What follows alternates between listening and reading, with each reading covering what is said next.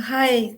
So we all are some way or other feel stuck at times, and how to overcome that. So you think you should overcome that after 3 months, 6 months, or after 1 year, or after you do something, after you get a better job, after you earn so much of money, or after your business is established. So we keep on postponing our fulfillment to a future date, right? But do you know that we can start it today itself? So Sangeeta here, leadership growth mentor. Let us start knowing how to how to start having fulfilled day from day number one. Let me share a PPT for that. Let us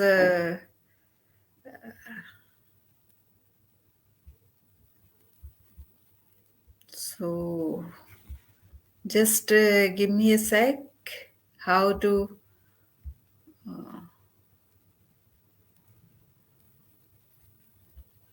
so it is not getting shared. So what I can do is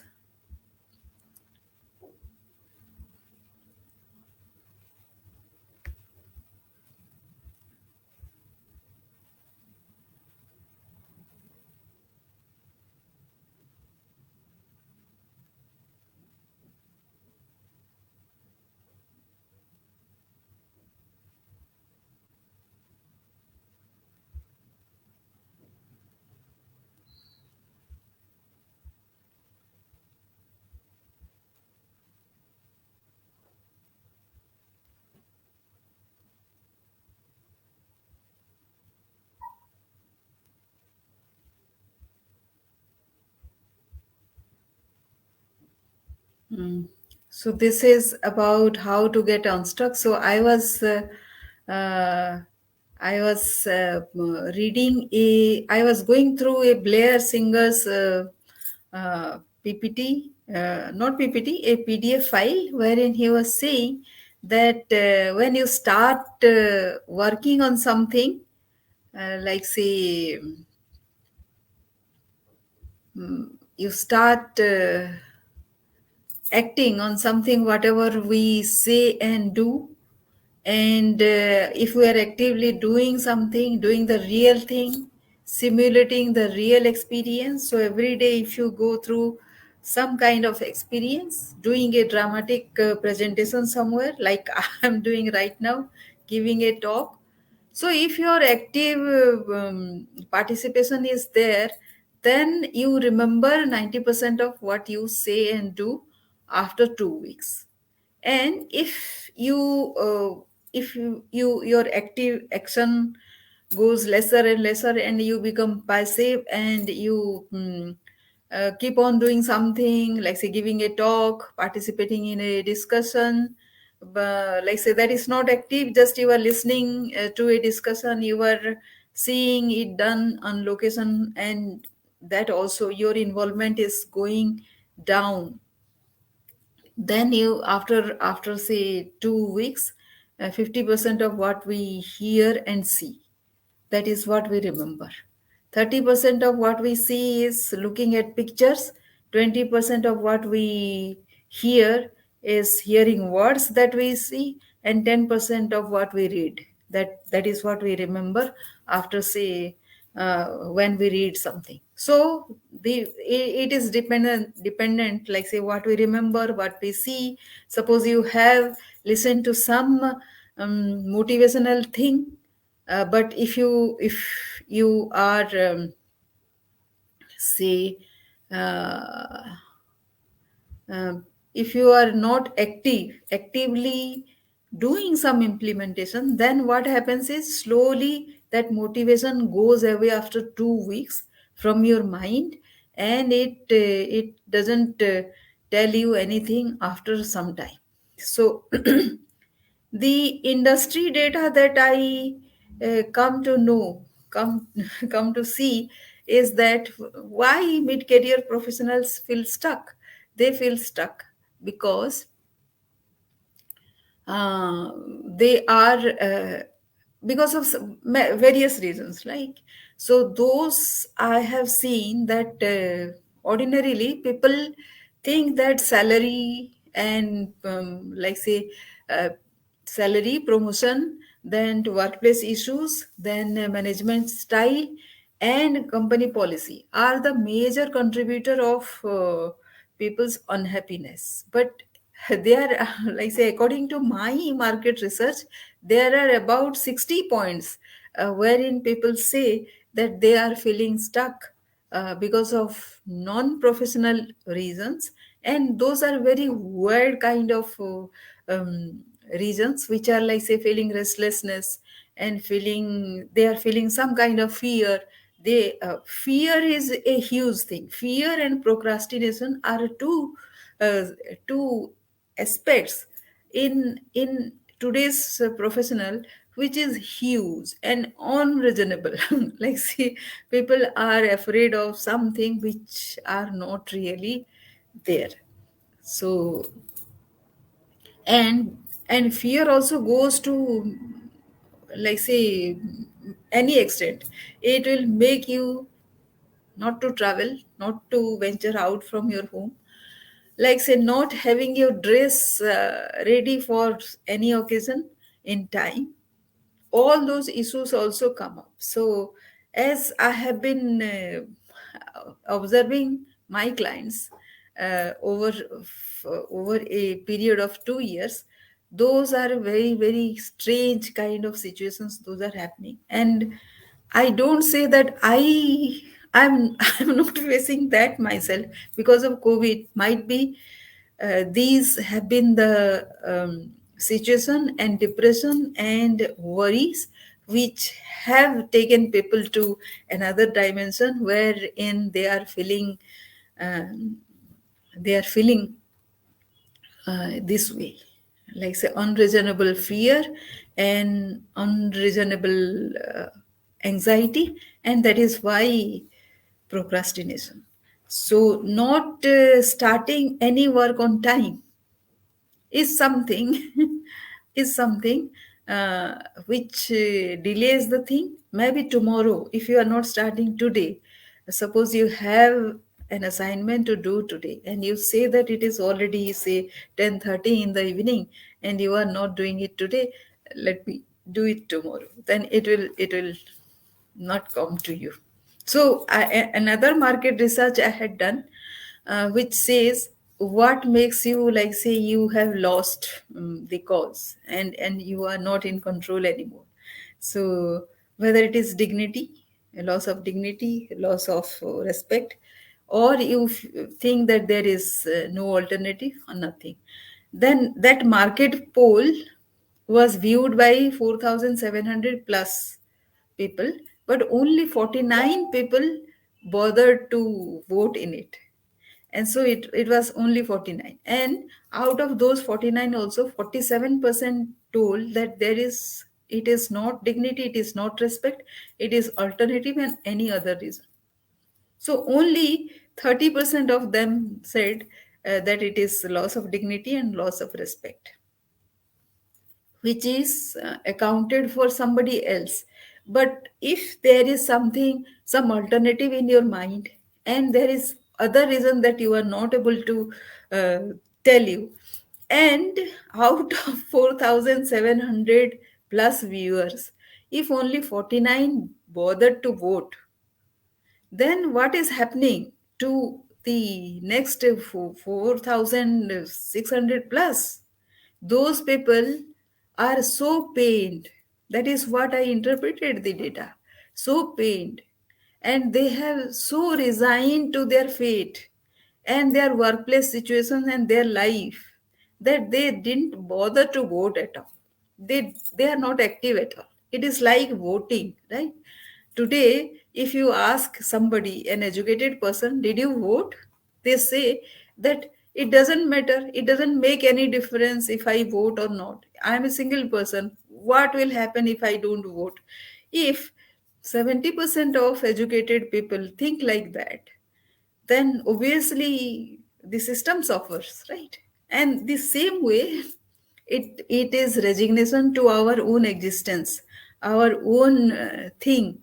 That is why people didn't vote. So what does this mean? They don't know what will happen if they vote for this poll. This is a simple poll, right? In the LinkedIn. That is the poll I conducted. And people would have to select something. If not at all anything, then they would have selected the any other thing that they don't want to disclose. None of these choices. That is perfectly okay.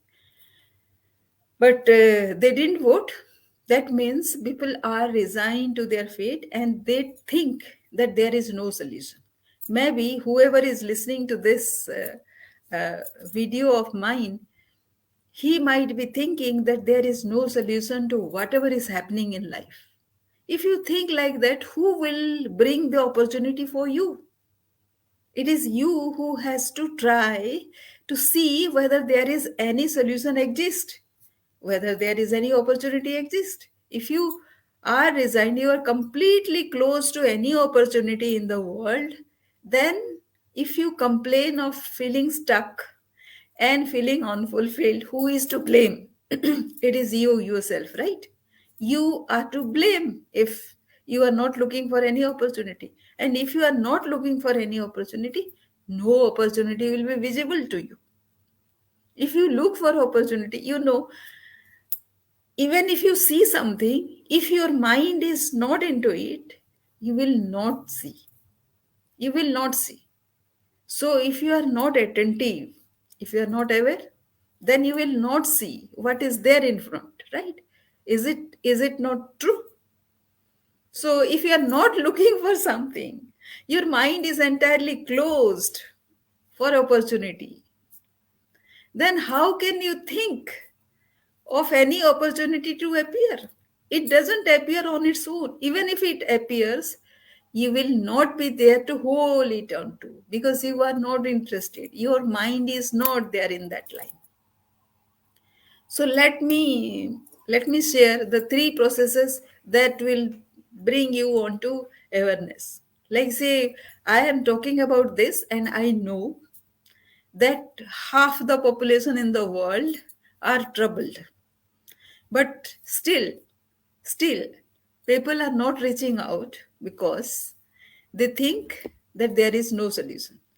Let me give you three processes with which how you can get back your opportunity and how to get fulfilled. So today what I did was I undergo to every day you might be reading something, right? You might be reading something.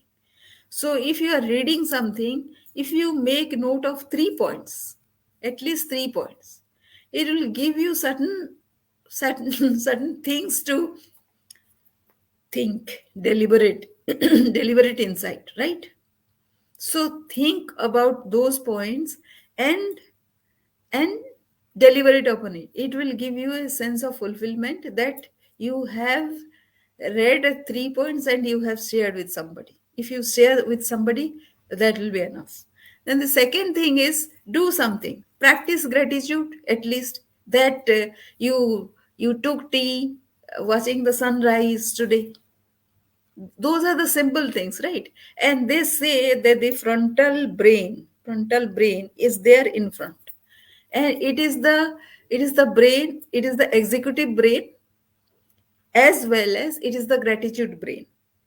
If you are in gratitude, there will be no disturbance. If you allow your mind to be in disturbance, then there will be no gratitude.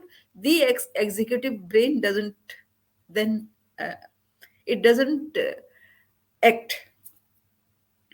So, in order to be in executive brain uh, stature, you need to practice gratitude. So, three gratitude, anything you can do. You took tea in time. You had a marvelous weather today, and you met some friend, or you make a friendship with somebody. That all will do. That is gratitude, right? You are with very good health, that you are living today. That also is gratitude. If you did some exercise, that also is gratitude. Anything you did today which gave you some kind of satisfaction, that is enough for your gratitude. The third thing that you can do is just stop this negative mindset for just 2 minutes and pray. When you pray, you don't think of negativity, right? You are hopeful. So this, you can with any order you can do. You can just start praying in the morning is the best thing that you can do. Then read something and share something and exercise your gratitude. That is all that you need to do to start feeling grateful.